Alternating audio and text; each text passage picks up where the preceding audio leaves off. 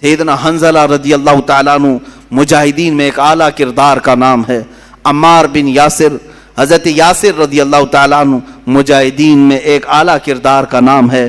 اور سیدنا خالد بن ولید سیف اللہ المسلول مجاہدین کے ایک اعلیٰ شخصیت کا نام ہے، جنہوں نے حضور پاک صلی اللہ تعالیٰ علیہ وسلم کے ساتھ جنگیں لڑی، حضور کے زمانے میں بھی، حضور کے بعد بھی. یہ ایک ایسے مجاہد کا نام ہے جس سے آج بھی دنیا کانپتی ہے، آج بھی دنیا کانپتی ہے. لوگ چاہتے ہیں کہ خالد بن ولید کے اوراق کو بند کر کے رکھیں، کبھی نہ اٹھائیں، ان کا مطالعہ نہ کیا جائے، ان کی سیرت نہ پڑھی جائے، اس لیے کہ معلوم ہے اچھوں کی سیرت پڑھنے کے بعد اثر ضرور آتا ہے، اثر ضرور آتا ہے.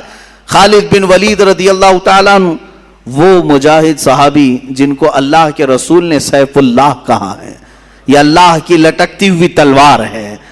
انہوں نے اپنی زندگی میں 125 جنگوں میں شرکت کی، 125 جنگوں میں شرکت کی. اور آپ کو ایک بات بتاؤں، 125 میں سے ایک میں بھی شکست نہیں کھائی، ایک میں بھی شکست نہیں کھائی. یہ آپ کو خاصہ تھا، آپ کی اسپیشلٹی. آج اور ایک میں بتا دوں آپ کو، اللہ تعالیٰ نے جو آپ کو خصوصی انعام دیا سارے صحابہ میں، خالد بن ولید کو 125 جنگوں میں شریک ہوئے اور ساری 125 میں فتح یابی ملی، ایک میں بھی شکست نہیں. دوسری خصوصیت آپ کی یہ ہے، دوسری خصوصیت خالد بن ولید رضی اللہ تعالیٰ عنہ جن علاقوں کو فتح کیے 125 جنگوں میں، جن علاقوں کو فتح کیے، آج تک وہ علاقے کبھی کافروں کے ہاتھ میں نہیں گئے، صرف ان کی خصوصیت ہے. بعض علاقے ایسے ہیں جن کو مجاہدین نے فتح کیا، 100 سال 200 سال کے بعد پھر دوسروں نے ان پر قبضہ کر لیا ہے. ایسے کچھ حالات ہوئے ہیں اور کچھ مقامات ایسے ہیں کہ جیسے مثال کے طور پر ترکی میں کئی مرتبہ ایسے حالات آئے، مصر میں ایسے حالات آئے، اور افریقہ میں کبھی کئی مرتبہ ایسے حالات آئے کہ جہاں مجاہدین اسلام نے ان کو فتح کر کے اسلام میں داخل تو کیا، حالات زمانہ کے بعد جیسے بغداد میں ہوا، پھر دوسروں کا قبضہ ہوا، پھر اسلام آیا، ایسا چلتا رہا. لیکن سیدنا خالد بن ولید نے اپنی زندگی میں جن علاقوں کو فتح کیا، اللہ نے وہ انعام آپ کو رکھا ہے. آج 1400 سال گزر جانے کے بعد بھی وہ علاقہ کبھی کافروں کے ہاتھ میں نہیں گیا، کبھی نہیں گئے. یہ آپ کی خصوصیت ہے سیدنا خالد بن ولید رضی اللہ تعالیٰ عنہ. اب ایک بات یہ بھی میں بتا دوں، وہ لڑتے تھے شہادت کے جذبے میں، ہمیشہ شہادت کے شوق میں لڑتے تھے.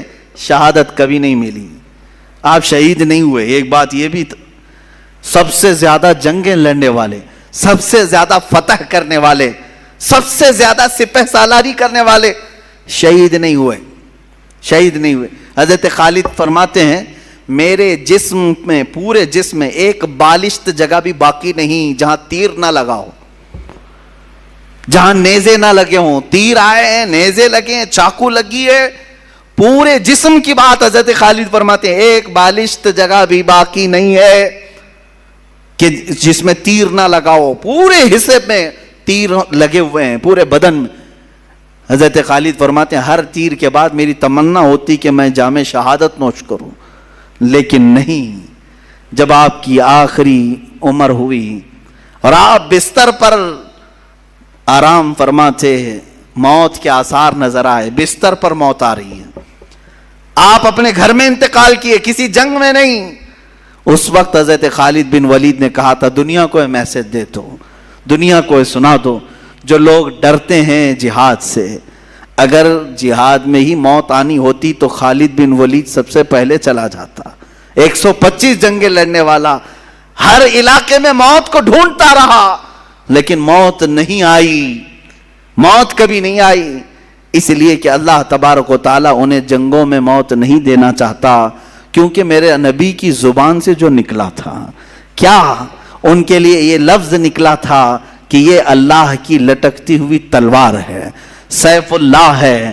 اگر یہ کسی جنگ میں شہید ہو جاتے، کسی کافر کے مارنے سے ختم ہو جاتے، تو دنیا بعد میں یہ کہتی کہ اللہ کی تلوار ٹوٹ گئی، اللہ کی تلوار کو کسی نے توڑ دیا، اسی لیے میرے مولا نے اس اللہ کی تلوار کو صحیح سلامت رکھا اور آج تک وہ تلوار اپنی قبر میں صحیح سلامت ہی ہے، صحیح سلامت ہی ہے۔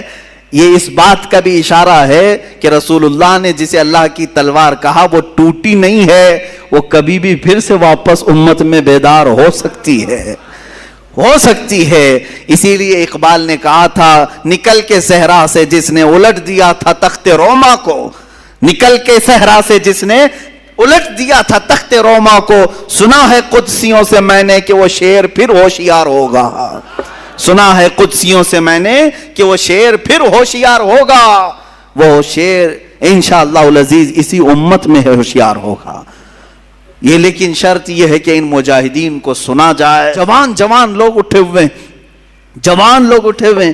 اسی سندھ کا علاقہ، ہند اور سندھ دو تھے، ہند اور سندھ۔ ابھی سندھ جو ہے اکثر حصہ پاکستان میں ہے، پہلے یہ دو ہند اور سندھ مشہور تھے۔ سندھ کے علاقے میں راجہ داہر سنگھ، جو کشمیر کے آگے ایک راجہ کی حکومت تھی۔ اب یہ لوگ اس کو ابھی برا سمجھیں گے کہ ہمارے راجے کی برائی کر رہا ہے، جب گنڈا ہوگا تو گنڈا ہی کہیں گے۔ ہاں، کچھ عورتوں کو اس نے گرفتار کیا تھا، اس کے گنڈوں نے کچھ عورتوں کو گرفتار کیا جو مسلمان تھیں، وہ حج کے سفر پر جا رہی تھی۔ یہ 90 ہجری کا واقعہ ہے، اور وہ پکارتی رہ گئیں، لیکن گنڈوں نے انہیں گرفتار کیا، پکڑ لیا۔ اب ان عورتوں نے کہا صرف اتنی آواز سے کہ کوئی ہے جو ہماری آواز عرب تک پہنچائے۔ اس وقت حجاج بن یوسف گورنر تھا، کچھ تجارت کرنے والے جو عرب سے آئے ہوئے تھے انہوں نے آواز سنی، واپس جا کر کے گورنر کے پاس یہ بات بتا رہے تھے کہ ہم سندھ کے علاقے سے آئے، وہاں کے ایک راجہ نے چند عورتوں کو، اس کے گنڈوں نے چند عورتوں کو گرفتار کیا، وہ پکار رہی تھی کوئی ہے۔ گورنر کے سامنے یہ تاجر اپنا واقعہ بیان کر رہے تھے، وہیں سامنے سے ایک جوان شہزادہ گزر رہا تھا، صرف 18 سال کی عمر تھی، محمد بن قاسم کھڑا ہو گیا، واقعہ سنا۔ عرب میں رہنے والا شہزادہ محمد بن قاسم، صرف 18 سال کی عمر ہے، وہیں رک گیا۔ اور گورنر چونکہ اس کا چچا لگتا تھا، اس نے کہا چچا میں جانے کے لیے تیار ہوں، اور وہیں سے پکارا زور سے، لبیک یا اختی، اے میری بہن تیرا بھائی حاضر ہوگا، جو سندھ سے تو نے آواز اٹھائی میں حاضر ہوتا ہوں۔ 10,000 کا لشکر لے کر سب سے پہلے ہندوستان میں آنے والا محمد بن قاسم ہے۔ سندھ کے علاقے میں آئے، میرے عزیزوں، لوٹ مار کرنے نہیں آئے تھے، مال لوٹ کر لے جانے نہیں آئے۔ جیسے کہ تم سب جانتے ہو انگریز یہاں کیا کرنے آئے تھے، سارا یہاں کا لوٹ کر کے لے گئے۔ کبھی یہ لوگ بیان نہیں کرتے ہیں، انگریزوں کے غلام یہ تاریخ نہیں جانتے۔ 200 سال انگریز لوٹتے رہے، کھاتے رہے، سب انگلینڈ پہنچاتے رہے، اس کے باوجود ان کو صرف خلجی نظر آتا ہے، ان کو اورنگزیب نظر آتا ہے۔ ارے میاں، وہ آئے یہاں بنائے اور یہیں دفن بھی ہوئے، یہیں دفن بھی ہوئے۔ ایک اور بات میں بتاؤں آپ کو، یہ بار بار یہ کہتے ہیں باہر سے آئے ہوئے بادشاہ تھے، لوگ باہر سے آئے ہوئے بادشاہ تھے۔ مجھے یہ بات سمجھ میں نہیں آتی، باہر سے کیسے ہوئے، باہر سے کیسے ہوئے؟ اس وقت جو وہ ہندوستان تھا اس میں افغانستان بھی شامل تھا، پاکستان الگ نہیں تھا، بنگلہ دیش الگ نہیں تھا، نیپال الگ نہیں تھا، افغانستان کا بھی اکثر حصہ اس وقت ہندوستان میں شامل تھا۔ ہند اتنا بڑا تھا، اور یہ جتنے بادشاہ حکومت کیے ان میں سے اکثر کا تعلق اسی افغان سے ہے۔ یہ باہر سے کہاں سے آئے؟ اس وقت جو اکھنڈ بھارت تھا اسی کے تھے۔ بہرحال اب پٹی پڑھانے کے لیے، لوگوں کے لیے بیوقوف بنانے کے لیے ان کے پاس بہت سارے طریقے ہیں۔ میں گفتگو سے ہٹتا نہیں، میں آپ سے یہ کہہ رہا ہوں محمد بن قاسم لوٹ مار کرنے نہیں آئے، وہ انصاف کا ترازو قائم کرنے کے لیے آئے۔ آ کر کے راجہ سے کہا کہ جن عورتوں کو تم نے گرفتار کیا انہیں چھوڑ دو۔ اس نے کہا تم ہوتے کون ہو، کیسے میں چھوڑ دوں؟ یہ تمام باتیں غرور اور نخوت کی تھیں، تکبر اور گھمنڈی کی تھی۔ پھر اس جوان نے کہا تو چلو ٹھیک ہے، پھر دو بدو ہو جاتے ہیں، مقابلہ کرتے ہیں، جو فتح پالے اس کے حق میں یہ زمین بھی، یہ حکومت بھی اور یہ عورتیں بھی. اس نے منظور کر لیا. اسے معلوم نہیں تھا پہلی مرتبہ وہ جوان شیر سے اس کا مقابلہ ہو رہا تھا. 3 دن سے زیادہ لڑائی چل نہیں سکی. سارے فوجی مارے گئے اور وہ راجہ گرفتار ہوا محمد بن قاسم کے ہاتھ میں. میں یہ پوچھنا چاہتا ہوں میرے عزیزو، 18 سال کی جوانی میں وہ طاقت کہاں سے آئی تھی؟ وہ طاقت کہاں سے آئی تھی جو عرب کی سرزمین سے سنگلاخ سفر طے کر کے آیا، پہاڑوں کا سفر، دریاؤں کا سفر اور پتھریلے راستوں کا سفر طے کر کے آیا، اور پھر ان عورتوں کو آزاد کرایا اور لوگوں سے کہا جس کا دل چاہے وہ اسلام قبول کرے، جس کا دل چاہے وہ اپنے مذہب پر رہے. یہ بات میں نہیں کہہ رہا، الہ آباد یونیورسٹی کے ایک بڑے پنڈت ہیں جنہوں نے کتاب لکھی ہے محمد بن قاسم کی سیرت پر. وہ پنڈت خود کہتے ہیں، اس پنڈت نے لکھا ہے کہ میں نے محمد بن قاسم سے زیادہ عدل اور انصاف کرنے والا کسی کو نہیں دیکھا. میرے عزیزو، یہی تو اسلام کی خصوصیت ہے کہ یہ جہاں گئے رسول پاک کے اخلاق و کردار لے کر کے گئے ہیں. یہ جہاں جہاں گئے امن کا پیغام لے کر کے گئے ہیں. محمد بن قاسم کے بعد ایک شہزادہ اور بھی نظر آتا ہے جس کی عمر اور بھی جوان تھی. وہ طارق بن زیاد ہے. وہ عرب کی سرزمین سے نکلا اور کہاں گیا؟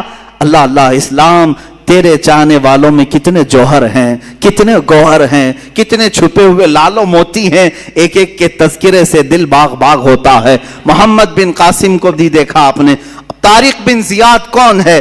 طارق بن زیاد ایک جوان شہزادہ ہے، ایک سپاہی ہے، اور جوانی ایسی، قوت اور جوش و جذبہ ایسا کہ سب سے پہلے بیڑا اٹھاتا ہے اور کہتا ہے میرے محمد عربی صلی اللہ علیہ وسلم کا پیغام میں یورپ کی سرزمین پر لے جانا چاہتا ہوں. یورپ کی سرزمین عیسائیوں سے بھری ہوئی، مسیحیوں سے بھری ہوئی، صلیبیوں سے بھری ہوئی، اور بہت سخت قسم کے عیسائی تھے. اس وقت جانے کے لیے عرب اور یورپ کے بیچ میں ایک سمندر تھا، میڈیٹرین سی آج بھی اس کو کہتے ہیں. آج بھی ہم نے دیکھا ہے بحر متوسط ایک سمندر حائل ہے. اس سمندر کا سفر طے کر کے ان مجاہدین کو جانا تھا. طارق بن زیاد اپنے جوان لشکریوں کو لے کر سمندر کا سفر طے کرتے ہیں. سب سے پہلے کہاں اترے؟ اسپین میں اترے، جس کو اندلس کہا جاتا ہے. طارق بن زیاد وہاں اترنے کے بعد ساری جگہ کا معائنہ کیا. نئی زمین ہے، نیا علاقہ ہے، نئے لوگ ہیں. عرب کہاں، یورپ کہاں، دونوں کی تہذیب الگ، دونوں کی زبانیں الگ، دونوں کا کلچر الگ. نئی زمین پر آئے. اب ایک بار پھر مڑ کر کے اپنے لشکریوں کی طرف دیکھا. جوان تھے، بھری جوانی تھی سپاہیوں کے اندر، اور کشتیاں بھر بھر کر کے آئے تھے.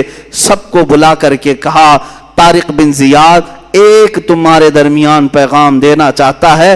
آج کی شام تک جسے واپس عرب لوٹنا ہے وہ لوٹ جائے، اور جسے رہنا ہے وہ یہی رہ جائے. کوئی ہے جو لوٹنا چاہتا ہے؟ شام تک کا وقت ہے.